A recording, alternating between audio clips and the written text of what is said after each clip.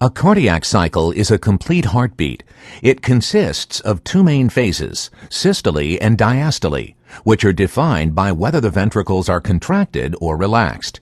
During the cycle, valves open and close, producing the heart's familiar lub-dub sound. During diastole, the ventricles relax. As they relax, they expand and fill with blood that flows in from the atria. The atria contract and top off the ventricles with blood. During systole, the ventricles contract. The increasing pressure in the ventricles closes the atrioventricular valves, creating the lub sound. Pressure builds up in the ventricles until the pulmonary and aortic valves open, and blood is pumped out through the aorta and pulmonary artery. As the ventricles relax again, the pressure in the ventricles falls. Since the pressure is now greater in the aorta and pulmonary artery, the aortic and pulmonary valves slam shut, creating the dub sound. As the ventricular pressure continues to drop, the atrioventricular valves open again, and the cardiac cycle continues.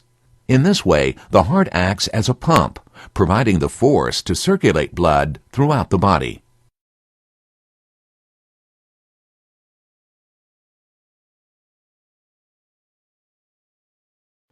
The pressure in the ventricles changes during the cardiac cycle. When the pressure of blood in the ventricles is high, it forces the aortic and pulmonary valves to open. It also forces the atrioventricular valves to close.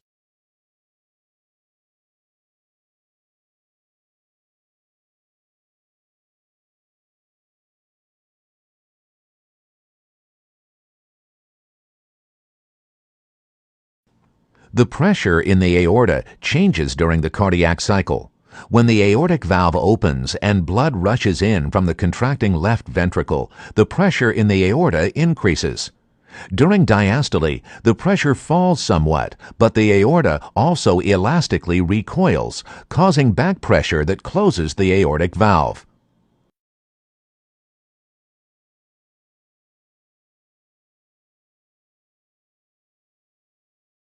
The blood volume in the ventricles increases and decreases during the cardiac cycle.